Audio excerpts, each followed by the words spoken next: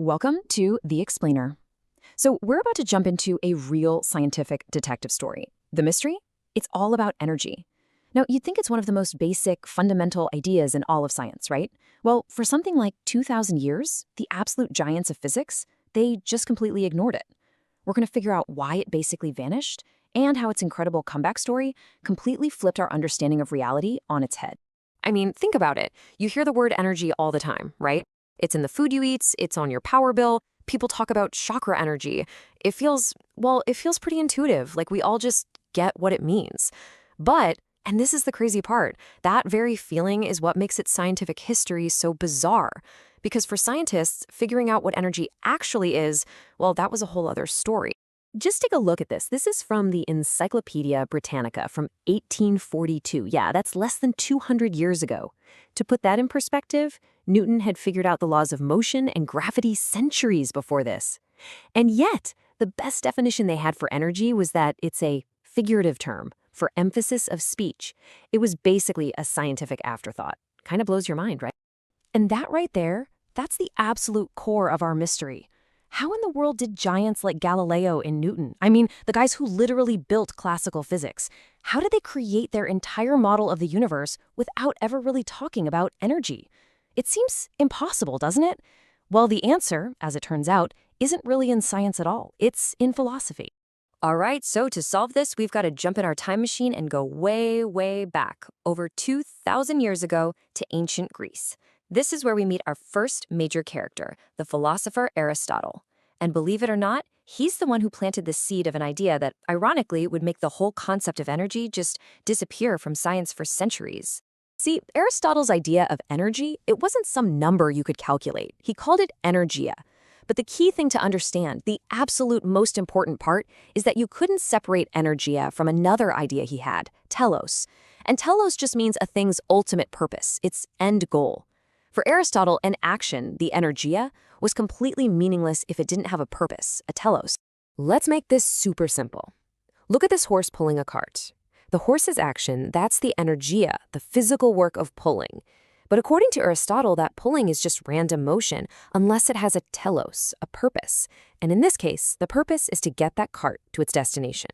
The goal is what defines the action. Simple as that. Okay, but Aristotle didn't stop there. He took this idea, which we now call finalism, and applied it to, well, everything, the entire natural world. So get this. In his worldview, a rock doesn't just fall because of gravity. Nope. It falls because its purpose, its telos, is to be on the ground. That's its natural home. Rain doesn't just fall from clouds. It falls in order to help the plants grow. Everything had a reason, a why behind it. All right, let's hit the fast forward button and zoom ahead to the Renaissance, because this is where that really powerful idea of purpose, an idea that had ruled Western thought for hundreds and hundreds of years, became the #1 enemy of science. It became the very thing that modern science had to tear down just to get started. So you had these brilliant new thinkers, guys like Galileo, and they sparked a revolution simply by changing the question. Science just completely stopped asking the philosophical question, why does something happen? Instead, they started asking a much more practical question. How does it happen? They didn't care about a rock's purpose for falling to the ground. They wanted to know how it falls. Its speed, its acceleration, stuff you can actually measure. And honestly, this picture just says it all, doesn't it? To build a new science, a science that could actually make predictions, the old way of thinking, Aristotle's purpose-driven physics, it just had to be thrown out. And we're not talking about a small software update here. This was a total demolition job on an ancient worldview. So, here's the kicker.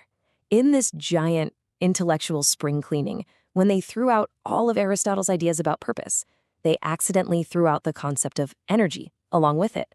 It's the classic case of throwing the baby out with the bathwater, because Aristotle's energia was so tangled up with this unscientific idea of telos, it was just seen as useless junk. And just like that, science had lost energy. And for a couple of hundred years, physics did just fine without it. I mean, Newton built his whole system without it. The idea of energy was just this ghost in the machine. But it was always destined to make a comeback. And this time, it wouldn't come from philosophers thinking in their armchairs. No, it came from the loud, messy, soot-covered engine rooms of the Industrial Revolution. Yeah, the Industrial Revolution. It just changed the whole game. All of a sudden, you've got these incredible new steam engines, machines powered by heat. And the engineers building them had a very real, very practical problem. How do you relate the amount of coal you shovel in to the amount of work the machine actually does? They needed a way to measure efficiency. They desperately needed a new concept, a new word for what they were dealing with. So a whole new generation of scientists and engineers started to rebuild the idea of energy, piece by painstaking piece. It really kicked off in the 1600s with Leibniz, who had this idea of a living force that just never seemed to disappear. Then in 1807, a guy named Thomas Young actually brought back that old Greek word energy and used it in a modern scientific way for the first time. Fast forward to 1829, Coriolis gives us the famous formula for kinetic energy. And then, the grand finale, in the 1840s, guys like Joule and Kelvin nail down the laws of thermodynamics, and boom, the modern concept of energy is finally born.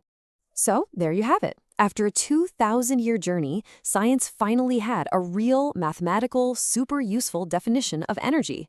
It worked perfectly. But when physicists took a step back and asked themselves, okay, great, but what is energy? Like, what is it actually made of? The answer they came up with was, well, it was really, really weird. Listen to what the legendary physicist Richard Feynman had to say about it. He basically admits right up front that in physics today, we have no idea what energy is.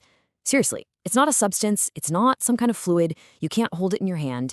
He said it's just an abstract thing. It's a number that has one very strange, almost magical property.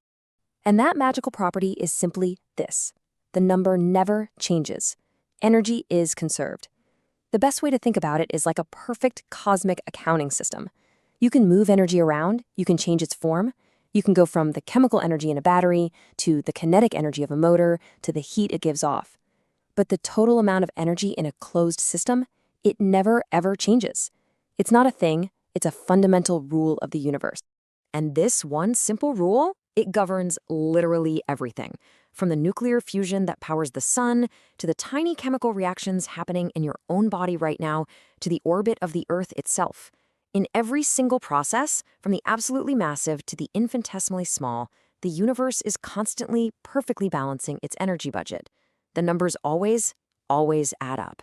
It's wild. And that brings us to a final, pretty mind-bending thought. We started this whole journey with Aristotle's idea of energy as purpose. And now we've ended up with the modern idea of energy as just an abstract, conserved number. So if one of the most fundamental pillars of our entire universe isn't a thing at all, but just a mathematical rule that nature has to follow, what does that tell us about the reality we think we know? That right there is a mystery science is still wrestling with. If you found this video helpful, give it a like, leave a comment, and share your thoughts or questions. And subscribe to Science LM for more clear and well-explained science. See you in the next video.